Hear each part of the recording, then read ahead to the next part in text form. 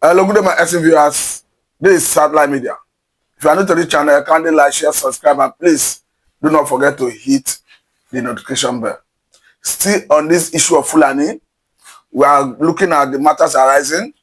The way it stands, it looks as if the Igbo land is under siege of Fulani herdsmen and Fulani militias. We have 3 videos to watch, and the first one have to do with a brave man who successfully disarmed a Fulani man in his farm and set him running. We're equally going to watch a video that has to do with the activities of Fulani in someone's farm. Unfortunately, where they disalived a lady. I think that happened in Enugu State. Subsequently, we're equally going to watch a video of the activities of Fulani herdsmen and Fulani militia operating on the road in Abia State.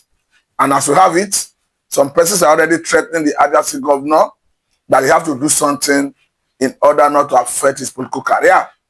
But before we go into all of this, let me quickly bring the news leading to all of this. I'm going to be reading from Sahara Reporter.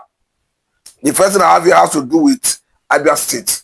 It says Abia government confirms herdsmen attack in community with several residents fear killed. You go for that to say that this incident is reminiscent of similar attacks experienced in neighboring Enugu State, where suspected Fulani herdsmen have been wreaking havoc on communities. Going further, he said the Abia State government has confirmed an attack by armed herdsmen in the Umunochi local government area, resulting in several fatalities. Going further, he said that the State Commissioner for Information, Otti Cries, who was silent on casualty figures, disclosed this while addressing journalists at the government house in Umuahia on Monday. At this point, let me quickly go and look at what happened in Enugu State, as well talking about Fulani herdsmen. I'm equally reading from the Sahara Reporters. It's a breaking. Death toll from herdsmen attack on Enugu community rises to 12 as residents flee homes. You go for that to say that, meanwhile, residents of Aha Amufu bordering community with Benue State have started fleeing their homes as threats of imminent attack got to them, local sources told Sahara Reporters on Tuesday. Going forward, they said the death toll from the herdsmen attack in Agu Ahmed Autonomous Community in Eha Amufu Isi Uzu local government area of Enugu State has risen to 12 as of 12 noon on Tuesday. You go for that to say that after more bodies were recovered from the bushes, Sahara Reporters has learnt. Meanwhile, residents of Ahamufu bordering communities with Benue State have started fleeing their homes as threat of imminent attack got to them, local sources told Sahara Reporters on Tuesday. So for what I've seen, it looks as if the southeastern part of the country, Igbo land, is under siege of Fulani militias and Fulani herdsmen. And I think the government, as a matter of urgency and necessity, need to address it. Shortly, I will be bringing you the video of the brave man who successfully disarmed a Fulani herdsman in his farm before we go into other videos. But let me quickly say that what is happening in the north should not be seen happening in the south, because as at the time we saw the attack in Bokos and Basa local government area of Plateau State, the governor was emphatic that this is genocidal Fulani invasion. And when the president visited Benue State yesterday, we only saw the top of TV, a monarch, while he addressed the president, telling him directly that what is happening has nothing to do with herders farmers clashes, it has nothing to do with a president attack, that this is a clear, orchestrated, coordinated genocide, a plan to wipe off a people. So I think the people of the South, particularly the Southeast, South, Southwest, must rise to the occasion and synergize on how best to address this, because waiting for government, I don't think is the way to go. Though, while you do that, you must leverage on the intelligence being given by the locals. But let me quickly say that at this point, the information or rather the advice given by the Director General of DSS comes handy because he have actually called on communities to be coordinated to become the first line of defense in this kind of invasion. And at this point, let me bring the video of a lady who was disallowed in her farmland in somewhere in Enugu State. After this video, I'm going to bring you the video of the man who successfully disarmed a Fulani man in his farm. Of course, this is bravery. The Fulani man took to his heel. Yes, you do. Okay. I'm going up for car. You go here. Yes, you do. How sleep us here? Huh? No, ni map ya. Ka japo. Dinde je hije.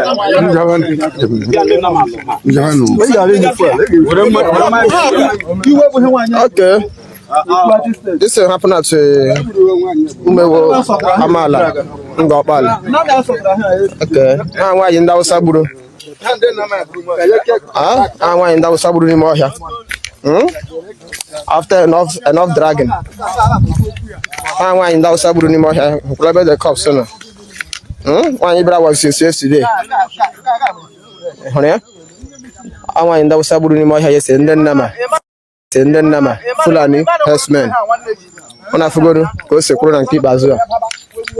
So, having seen this level of atrocity, this level of senseless killing, this level of inhumanity, I think it only leaves one thing in mind: that everybody should be security conscious, and that the idea of this security arrangement, command and control that is coming from Abuja should be rejected.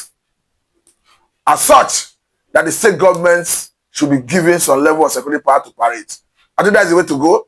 But having said that, let us quickly look at the man who successfully disarmed a Fulani man. Of course, it's a must watch. What did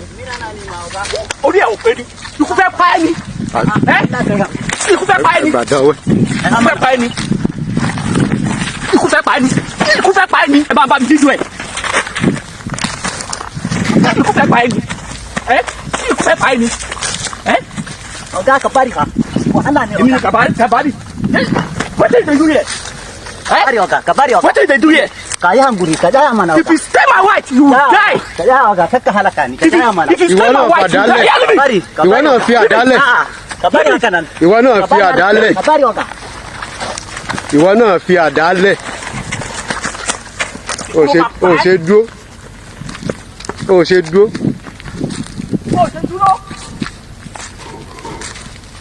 When you come out die, so you come and you are continue to do it.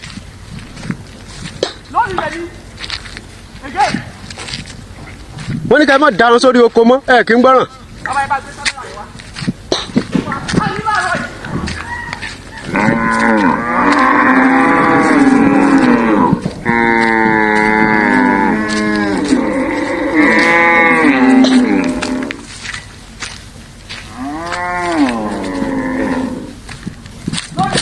Okay, now having watched this man, we understand what is happening in the south.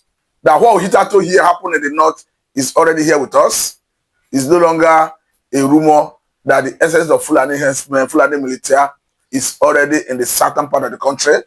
Of course, we saw what happened the other time where the Oyo State governor, talking about Sheyi Makinde, have to raise alarm that the militias who have been dislodged from the north are already hibernating in the southwestern forest.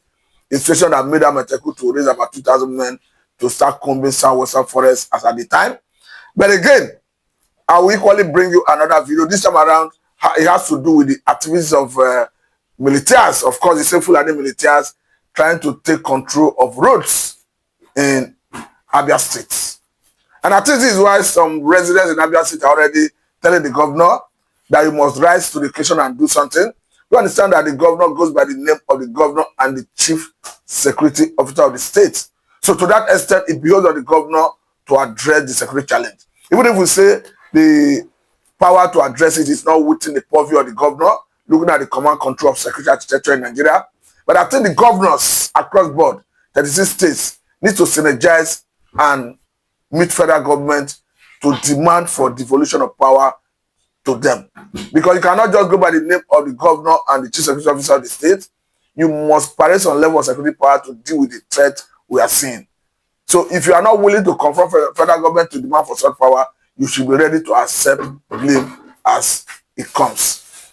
So the way it is, we know that the Benue State has always witnessed this level of attack, but watch the video and see for yourself. Evangelist Ben, the Biafra evangelist, you were saying that the Biafra is coming to rule the world. Of course, that is a government that the whole world is waiting for. How did you get it insight, and when are we expecting to have this revelation? Yeah, good morning, good afternoon, good evening, good night, wherever you're watching us from. And remember, humble self, the Biafra evangelist Benjamin Johnson S.S. Nachi. One and the only, we are not two and we can never be two. Listen and listen good. You know, whenever a revelation is being said or come, I know as a human being, we always be eager, you know, to know the date and to know the time. Just like as we said, the Christ is coming. Everybody is waiting for dates and people are asking questions. I am telling you now, when Abraham Lincoln said, I have a dream, when he said it, that was in 40s, if I'm not mistaken. Was it in 40s or in 20s? I mean in the century. So when he said it, people was like, what is this man saying? What a stupid and a foolish saying. But one day, the revelation from the Lord came to pass. And how did that mean? Barack Obama from Kenya became the president of America. I have a dream. The fulfillment of that dream. The fulfillment of that dream. And I am telling you, a revelation came that in the time to come, in the continent of Africa, there is a nation that will rise from the continent of Africa, and that nation is what I want to review to you. And that nation will rise, and that nation will rule the world. And that nation is called? And that nation is no other nation than Biafra. Now, maybe that is perhaps the reason. Of course, several people have attributed to Ibrahim Traore's success to all the listening he listened to Nnamdi Kalu's disposition. You remember that before now, Nnamdi Kalu was like a no voice in Africa. Then Africans, what they need to do to liberate themselves from colonialism. And today, Ibrahim Traore is a man of the moment. Maybe it's in that direction, if I'm asking. No, Ibrahim Traore is doing well. Captain Traore is doing well. The angle Nnamdi Kalu tutored him. Man Nnamdi Kalu have tutored them. And the Burkina Faso Sahel have taken it up. But they are not that rising sun. The Bible said that a child was born and a son was given from the Middle East. The three wise men start to trace it. So that country is yet to emerge. And that country is Biafra. That is what we are fighting for. That is what I am talking about. That is the country, the nation that will rise in the continent of Africa. In the time to come, they are the one that is going to rule the world. When Abraham Lincoln said this, people never believe. Until the day he died, they never believe. Until the day the prophecy came to pass. No, now I am telling you, people now are channeling it. That probably now it is going to be Burkina Faso. It might be Burkina Faso under Captain Traore Ibrahim, based on his outstanding moment in among the African leaders. But I am telling you that Burkina Faso is not that nation. Neither Captain Ibrahim Traore, the president I'm talking about. I am telling you about Biafra. That is the country I am talking about. that will come, that will rule the world in the continent of Africa. Okay, now, we understand that the success of Ibrahim Traore have been attributed to Nnamdi Kanu's ideology. Ideology, yes. Do you think Nnamdi Kanu, because we currently the case is in court, do you think Nnamdi Kanu, if released, will carry on with this agitation? Of course, why won't he carry it? Because he has suffered a lot. He has paid so many sacrifices on this struggle. His life was threatened, was tortured on this struggle. His family was seriously deserted from him, separated from him. In this struggle, he lost his father, beloved father. He lost his beloved mother. He lost his beloved home, a relaxing home. He lost lives of friends, well-wishers. So he cannot just give up like that. Because he's not a coward and he can never be attributed as one. Now let's look at the Biafra Day, talking about the 30th of May. Of course, we understand that they have been stated to honor the fallen heroes of Biafra. But currently, the Nigerian army is not comfortable with that situation, and the governors of the southeastern part of the country are kicking. Do you think the celebration will still go on? Because IPAB has said 30th of May is a good day. 30th of May is our day. Indigenous people of Biafra, 30th of May is our day. And the road to governors, the road to local government, the senators, the house, every business personalities, that day is our day. Sit at home, respect them in your house. We are not telling Nigerian military to be comfortable because they have never been comfortable with the Igbos. And they have never been happy with the Igbos. So we are not thinking, listen to me, they always want to muzzle themselves again when they come to Igbos. But in Borno, the Boko Haram are dealing with them. They cannot muzzle themselves over there. But they are coming to the east. No wahala. You see that day, sit at home. Everybody will sit at home to honor the fallen heroes. The people that have sold, that have sacrificed, that have given us so many things. They have paid a lot of price. Are you saying even the governors, like Chukuma Soludo, like Putamba of Enugu, like Umufu of Abia State, you can go on and mention the other ones, are saying people should come out that day, that they will be civil disobedience, they will disobey the governors? My brother, we are talking about their life. We are talking about what we have taken to ourselves. What has Soludo contributed to my safety? What has Soludo contributed to my own well-being? Hope Uzodinma carry 2.1 billion and he give it to the Fulanis. When they, forever since Hope Uzodinma come in existence, have you ever heard say Hope Uzodinma carry 2.1 billion, give a citizen or an indigenous of Imo State for their own betterment or for Christianity something? So what you are saying is that you are going to comply? We are already complying. It's in us. It is something that we have already, because we have seen it. Because in Nigeria, we are not recognized. So we need to recognize the country that recognizes us. But your brother, talking about the deputy speaker of the representative, Benjamin Kalu, is number 6 in Nigeria. It's number 6 in Nigeria. That's for his own selfish, cowardly way. His own selfish interest. Because all these people are cowards. They are not thinking of our interests. They are thinking of themselves. They don't bother. They don't care. It is none of their business. But we are talking about ourselves. I am talking about myself now. That day is a day for me to sit at home and relax and to respect, to give honor to those who are honor their due.